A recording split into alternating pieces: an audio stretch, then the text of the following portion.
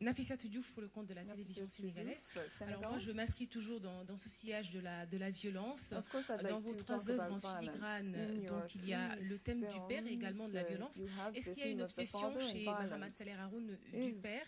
Et en même temps, est-ce que, vous l'avez dit tout à l'heure, donc votre projet, c'est de montrer justement que la guerre émane des hommes. Quel est justement le rôle de la femme dans ce processus de paix, puisque j'imagine que dans vos œuvres également, il y a un projet de société, un projet politique, et ça sera ma deuxième question. Je parlais à une réalisatrice, à une jeune réalisatrice qui est dans le pavillon Les Cinémas du Monde. Elle me disait qu'elle pensait effectivement que politique et cinéma étaient indissociables. Est-ce que dans les œuvres de Mahamat Saleh Haroun, il y a également ce projet de paix, de société, et s'il y en a, est-ce que vous pouvez nous expliciter comment vous l'imprimez derrière vos personnages? C'est une longue question, hein. Donc vous comprendrez que je ne pourrais pas répondre à la totalité, parce que dans les écoles, vous savez, j'ai été journaliste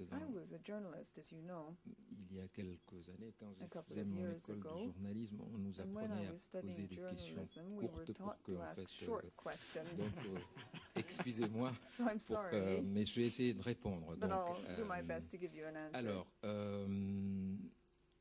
la question du père et du fils, tout ça, moi, mon père, il est... Enfin, je connais mon père, il est à la maison, et c'est un homme, voilà, pieux, sobre, très réservé, qui est là. J'ai jamais eu de soucis, en fait, avec mon père, mais la réalité, elle est autre. Moi, j'ai l'impression d'avoir pas eu de père cinématographique africain, au sens où quand j'ai commencé moi à faire des films, je n'ai pas le background, je n'ai pas vu tous les films fondateurs en fait des cinéastes africains.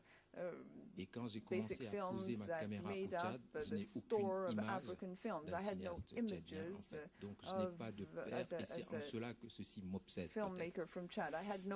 Pas de référent. C'est quelqu'un qui débarque dans un désert et qui doit inventer l'eau tiède. C'est pas très facile, mais bon. Donc voilà cette obsession du père. La violence, quant à elle, elle est juste réalité. Moi, j'ai été blessé pendant cette guerre, enfin, comme je l'ai dit tout à l'heure plusieurs fois. Donc voilà, elle fait partie de ma mémoire, et peut-être que j'ai besoin de m'en débarrasser un peu à travers mes films. Quant au rôle des femmes, il est important, c'est la conscience, tout simplement, des hommes. Quand cette Djeneba, dans Un homme qui crie, débarque, comme par effraction, en fait, c'est là qu'il prend toute la mesure de sa bêtise, le père, et il essaie de rattraper les choses.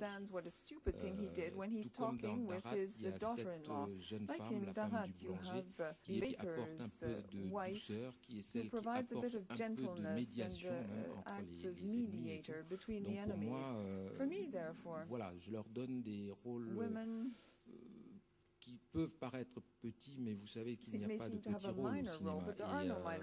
Et c'est ça, voilà, pour moi, les femmes, c'est la conscience, en fait, la conscience de la vie. Parce que c'est elles qui donnent la vie, et c'est comme ça que je vois Seba quand elle arrive et qu'elle bouleverse pratiquement tout le monde. Voilà. Mais vous savez, je n'ai pas de projet on fait les films juste pour que quelques personnes, peut-être sur 100 dans une salle, enfin s'il y a 2 personnes qui sortent en se posant des questions, c'est déjà pas mal. Parce qu'il ne faut quand même pas croire qu'avec un film on peut changer le cours de l'histoire. Sinon je l'aurais fait. Voilà.